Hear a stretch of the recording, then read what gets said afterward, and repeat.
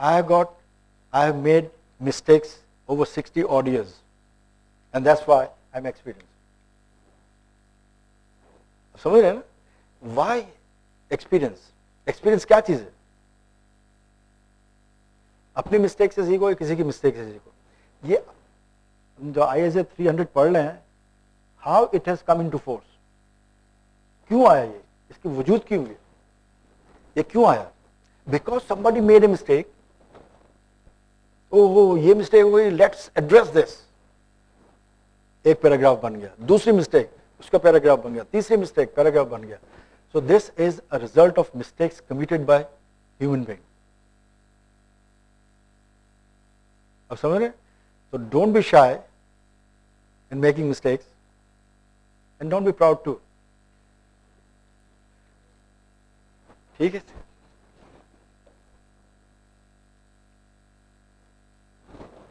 Clear है ये? The most important thing is utilization of human resource. Human resource is your asset. जो most valuable and more scarce resource is human resource. अगर आपने इसको पूरी तरह से इस्तेमाल कर लिया, you will be a profitable concern. आपने मिसयूज किया, go down the drain. ठीक है? Deployment of resources for specific audit areas. अगर आपने सारा प्लान कर लिया, सारी स्ट्रेटेजी बन गई, प्लान हो गया, now you know for sure कि हमें कौन सी एरिया पे काम करना है और उस एरिया के लिए हमें क्या कैपेबिलिटीज चाहिए स्टाफ की. ठीक है? प्रोफेशनल फर्म में generally juniors, semi senior, senior and supervisor and what not. Why this category? उनकी कैपेबिलिटीज के हिसाब से वो डेजिग्नेशंस हैं. जो कम अहमियत का काम है that will be given to juniors. इससे थोड़ा इंपॉर्टेंट है सेमी सीनियर, फिर seniors, then supervisors, managers, senior managers, directors, partners, what not, depending on the capabilities, right? Here, when you have made the plan, you know for sure कि कौन से area में क्या capabilities की जरूरत है. उस हिसाब से आप एंगेजमेंट टीम को सिलेक्ट करेंगे. राइट? उस एंगेजमेंट टीम को सिलेक्ट करने का इख्तियार है एंगेजमेंट पार्टनर को. 220 IAS है, उसमें ये लिखा हुआ है कि the responsibility of selecting the engagement team is of engagement partner. If he is not satisfied with the engagement team, then he should not carry out the audit, because ultimately the responsibility is of the engagement partner. Right? तो अगर आपने plan कर लिया, आपको पता चल गया what are the requirements of the engagement team, accordingly you pick up the staff and put to use.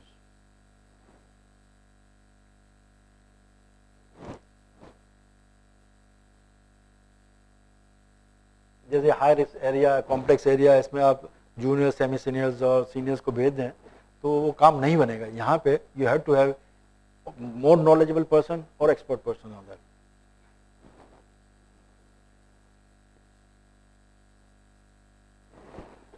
अब इन्वेंट्री, अगर इन्वेंट्री ऑब्जर्व करनी है किसको भेजेंगे आप? नॉर्मली आप कहेंगे यार ऐसा करो, सीनियर जूनियर एक टीम बना के भेज दो. Do you think this is right? Do you think this is right? You have to find out कि स्टॉक की नेचर क्या है. नट्स, बोल्ट्स ये सब काउंट करना है तो यू कैन सेंड जूनियर और सेमी सीनियर, राइट? लेकिन ये क्रोम जैसी चीज है, उसको वेरीफाई करना हो तो किसको भेजेंगे? You have to send some experience person, या नहीं? समझना पड़ेगा. टाइप ऑफ स्टॉक क्या है उसको देखते हुए अप्रोप्रिएट स्टाफ को भेजना पड़ेगा. ठीक? टेक्सटाइल का अगर आपको वो करना है, स्टॉक चेक करना है, and the person who has never been to textile industry, he doesn't know what is the process involve, उसको आप कहेंगे जाके वर्क इन प्रोग्रेस मालूम करें. वर्क इन प्रोग्रेस क्या होगा उसे नहीं पता चलेगा, he doesn't know anything about that. तो इसलिए you have to find out who is the person, right person. तो अब सवाल ये पैदा होता है कि हर आदमी तो सब चीज सीख के तो पैदा नहीं होता, ठीक है, आई एग्री, नहीं होता. आप ऐसा करें कि एक एक्सपीरियंस को भेजें, एक के साथ दूसरा ट्रेनिंग भेज दीजिए, तो next day he will be train person and he will take over. तो you have to manage your work accordingly. Time to deploy. जब आप आदमी को भेजेंगे काम पे, किस वक्त भेजेंगे, ये डेट आपको पता होना चाहिए. अगर स्टॉक चेक है तो कट ऑफ पे होगी, कैश काउंट है तो कट ऑफ पे होगी, अगर रिव्यू रिपोर्ट भेजना है तो एंट्री पे होगा, ठीक है. कंफर्मेशन भेजनी है तो you have to find out कि किस डेट की कंफर्मेशन आपने भेजनी है, लॉयर्स को लेटर कब भेजना है. So all this things have to be done by the staff. देखिए, सबसे बड़ी कामयाबी जो है एफिशिएंट ऑडिट के is the meeting with the engagement team. ये फुकदान है हमारे यहाँ अनफॉर्चुनेटली. कभी भी एंगेजमेंट पार्टनर एंगेजमेंट टीम से मुलाकात करें, उसे बताएं, उनसे फीडबैक लें, गाइड करें, तो probably at the end of the day the work will be more efficient.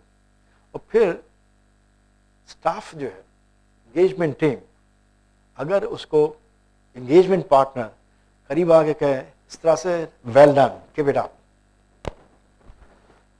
इसको जो है ना एनर्जी नहीं है अब खाने के लिए, full day can go without it, इतनी जान आ गया उसके अंदर. तो ये मोटिवेट करने के लिए चीज़ें बहुत इंपॉर्टेंट है. इट शुड नॉट बी एक गलत काम किया फिर भी आप टैप कर दें, फिर तो अपनी मुसीबत खड़ी कर देंगे.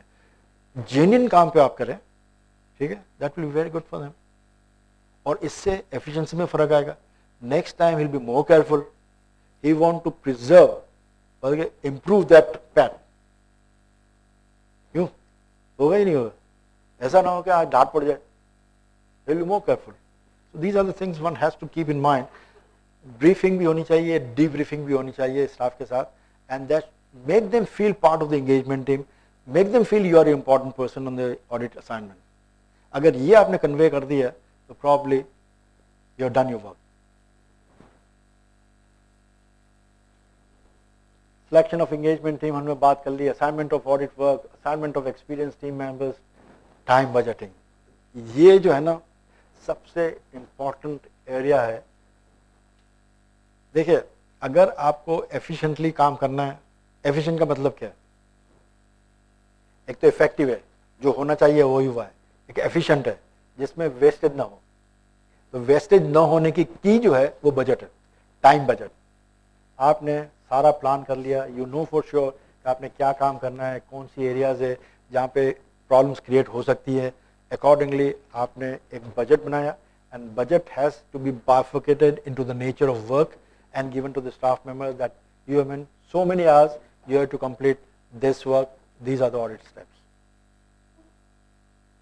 अगर आपने ये नहीं किया तो बंदा बैठा हुआ है कि ठीक है आज मेरा मूड नहीं है, मैं 2 घंटे बात करूंगा, चलो यार कल कर लेंगे, आज फिल्म देखने चले जाते. होता है ना, because is not in front of you. एक क्लाइंट में है, आप क्या कर सकते हैं. ठीक है. Modify audit strategy. कब, क्यों, कैसे.